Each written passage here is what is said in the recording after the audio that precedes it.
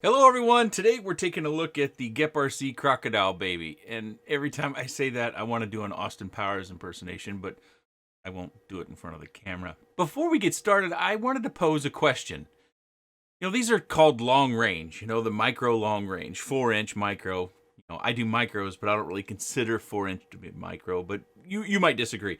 Anywho, I'm kind of wondering if we need another category or we need to change this category a little bit or maybe think about it differently. In that I don't know that we need GPS for a lot of people who might enjoy this. And I'm thinking of people who just like to go out and cruise, just kind of fly over a field. Maybe you live out in the country and you've got some farm animals you want to go check on, some sheep, some horses, some pigs, whatever, and you're going to fly your quad out to it. Or maybe you built a house up the road and you want to go check on the progress of the house or what have you. You're not necessarily going to a mountain face that looks like it's within a mile, but it's actually like 5 or 6 miles away. And you don't necessarily need GPS. Maybe GPS is nice to have because you are going to that back lot, or you are going down the street, or wherever you might be going. But I'm curious about the whole long range thing, and I can really see this being something that people who might have an affinity for planes or fixed wings might really enjoy because it's just a smooth flight through the FPV goggles, and you just kind of cruise around and enjoy the scene and enjoy the day. Anywho, it's just a thought. I will also be breaking this down because it's probably going to be a long video, and I'm certain this has been covered by others as well. So to take advantage of your time, down in the video description, I've got those indexes, which should also coincide to YouTube showing you kind of blocked bars on the scroll bar down there to where you can click the different segments that you might want to watch. Now, I don't do a full flight on this and their specialized long-range battery. I do a special flight. It's about 12 and a half minutes, which isn't anywhere near the full capacity of this battery. Something to keep in mind, something I'm going to repeat.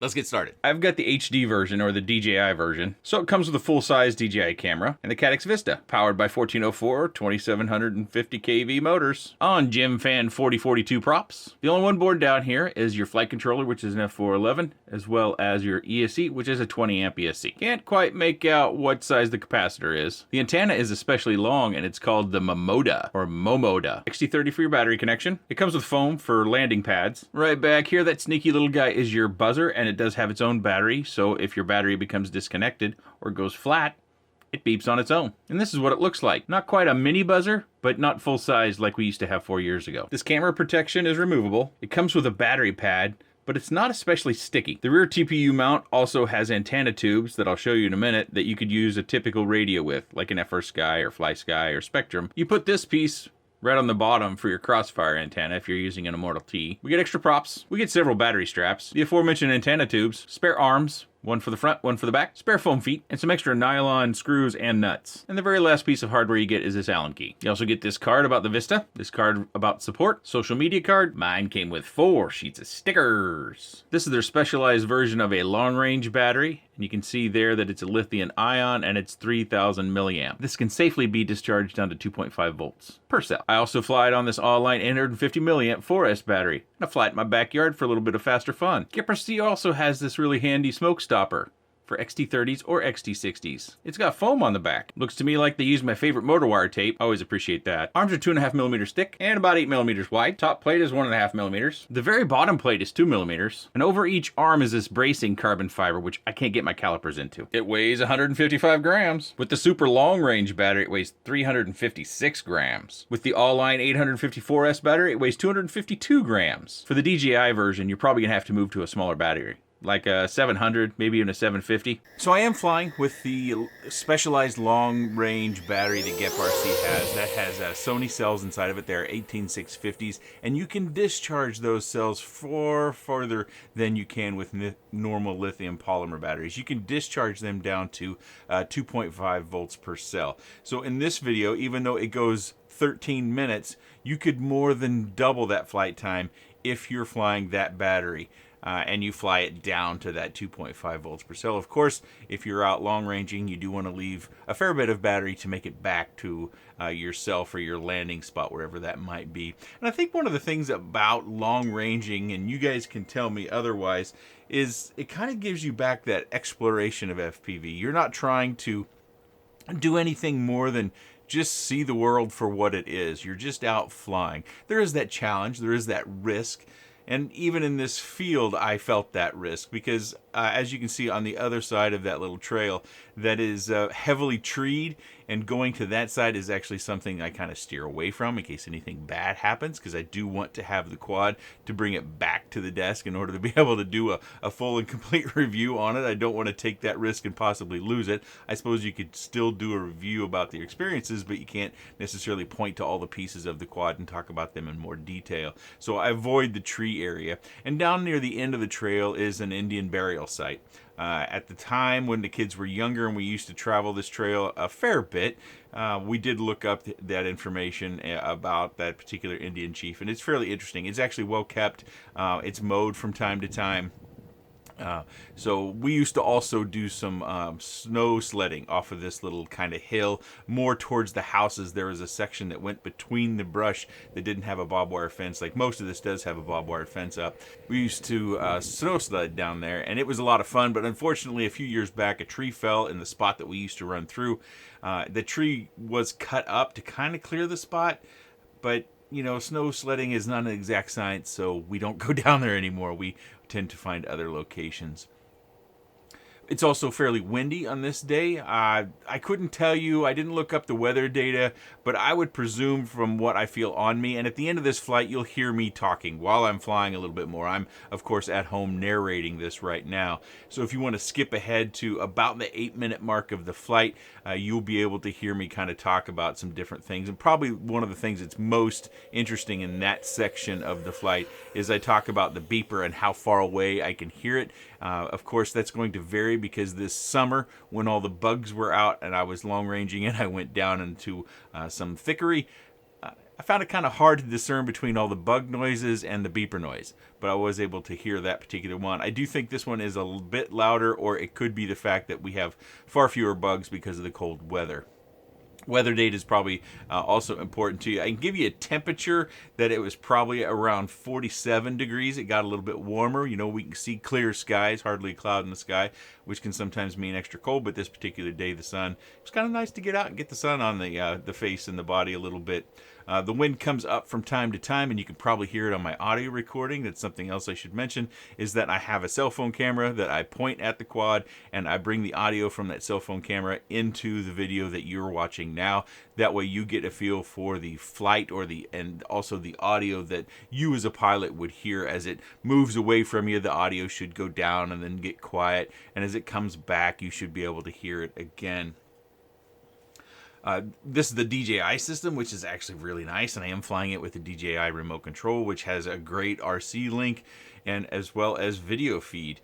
So that's something to behold. If you're a DJI person and you're long range, I'd really like to know about your experience and how far you've taken it. I know that in other reviews of the Flywoo, the Explorer LR, I think it was Nurk that took it out across the lake. I don't know how big the lake was. I saw his Facebook postings, but didn't see any measurement data or anything like that.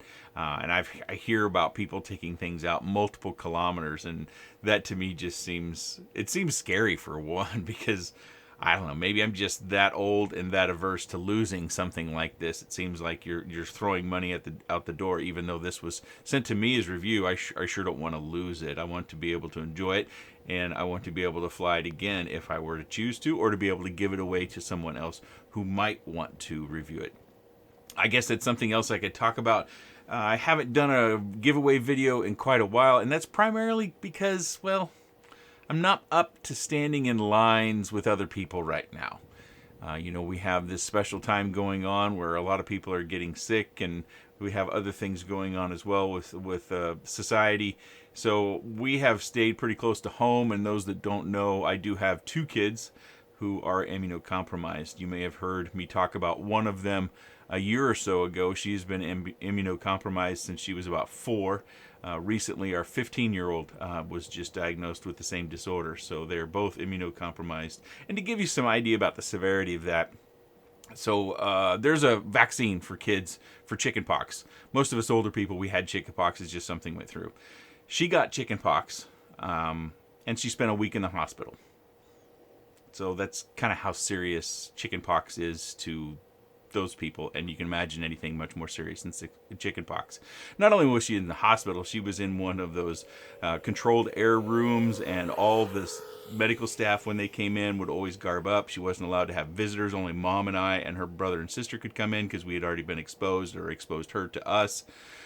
So that was a pretty trying time, and I sure wouldn't want to go through any more of a trying time than that when it comes to their health. So giveaways, they'll be coming back as we return to normal. I've got loads of stuff. I had a box to, I think it was Drone Days in Italy that I sent, and unfortunately it was returned. So we'll try to send that box out again when it becomes a much different time, to where we can stand next to each other and not worry about getting sick. You'll note that I put the OSD information, only part of the OSD information, on screen. I probably could have cleaned that up a little bit more, but I thought the main things you guys would want to see is the signal, the flight time, and the battery voltage. Unfortunately, it doesn't display my favorite, which is the cell averages, which for me, that's always been something I've relied on. It doesn't matter what quad I'm flying, whether it's a 1 cell, 2 cell, 3 cell, 4 cell, I can look at the average and I know that I want to land, or I want to end and disarm and be at about 3.5 volts per cell. That way I know my batteries are in good health, and then I can storage charge them and put them away, or I can just charge them back up and go for another fly.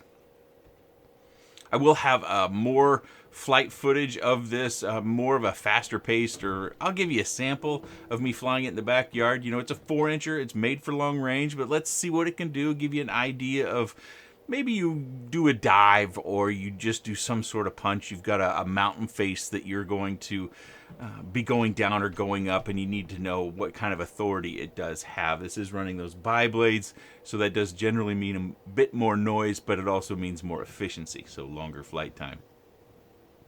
I have a section coming up here where I'm going to be talking, and I'm just going to let myself, in the moment, talk about those things. There'll be some dead air, as we used to say in radio, during that, because talking and flying isn't something that not only am I not accustomed to, I'm just kind of enjoying the flight and not thinking about talking so much. That's why up to this point I've said almost nothing in the flight video. And don't forget, I have that backyard flight that will be coming up. After that sample of the backyard flight, we'll then come back to the desk and we'll take a little closer look at some of the details of the frame and the components. I do want to mention, before I cut myself off, I got 22 satellites on this one, and you'll hear me say that, and I don't believe I got more than 11 or 14 maybe on the last Long Ranger I used. So this is me flying in the moment.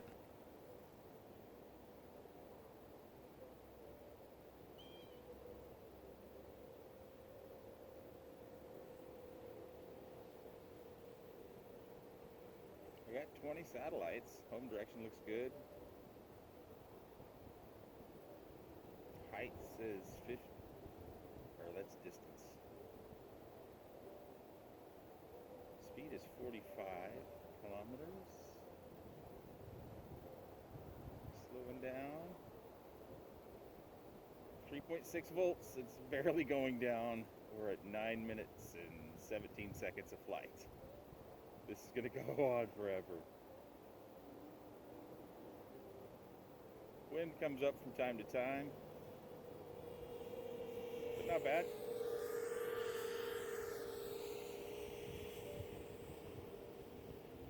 Oh, it's 22 satellites now.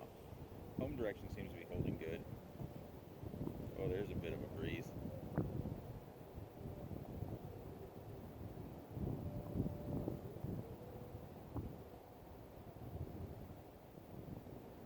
Oh, it's a steady breeze. Really not impacting my flight. I can just feel it on me as I sit here.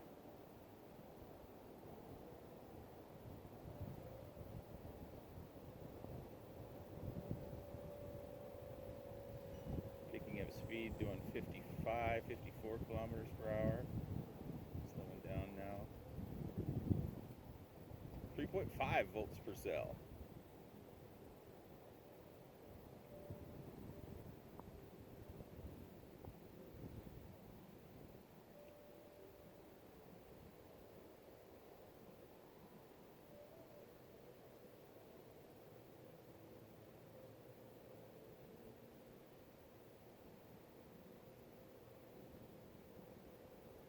Wind is going to have a negative impact on flight time. You just have to fight that.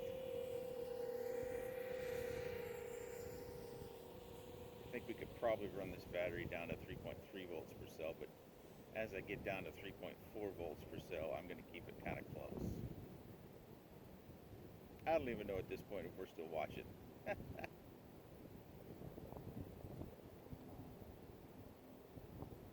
More that wind.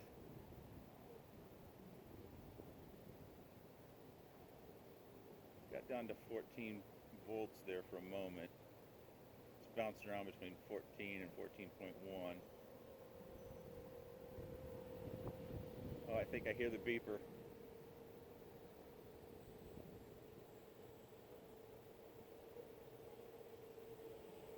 Now it's at 14.1 volts now, so I probably can't hear the beeper.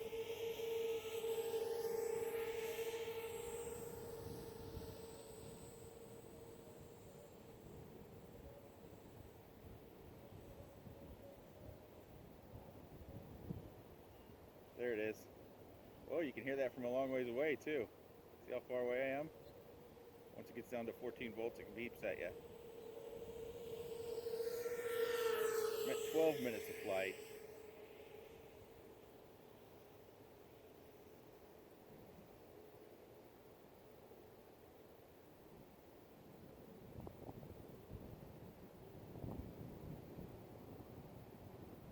I can't hear the beeper, but it should be going off.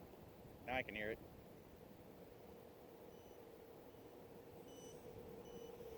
So 12 minutes and 32 seconds right now. 3.5 volts per cell on the battery. I'm going to bring it in and land.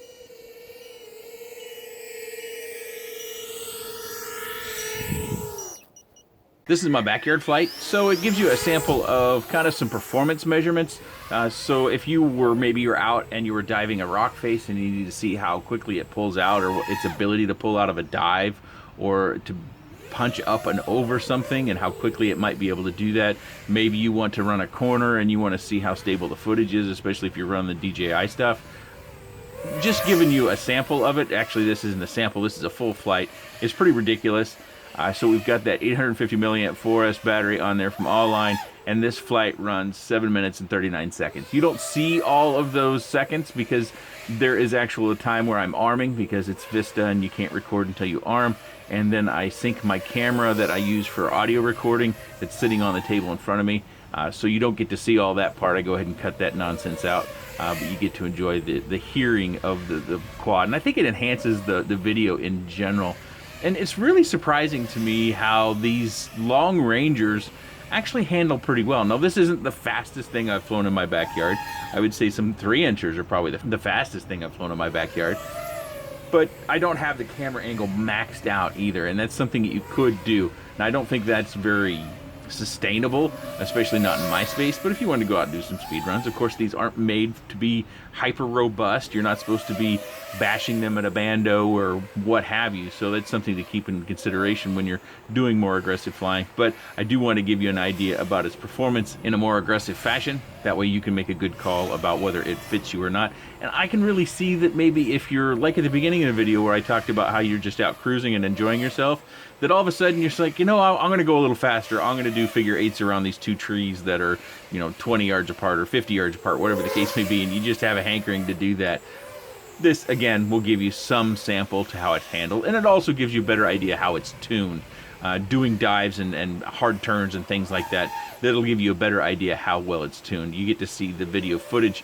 I am going to upscale this as a suggestion that I've gotten from several commenters on the channel.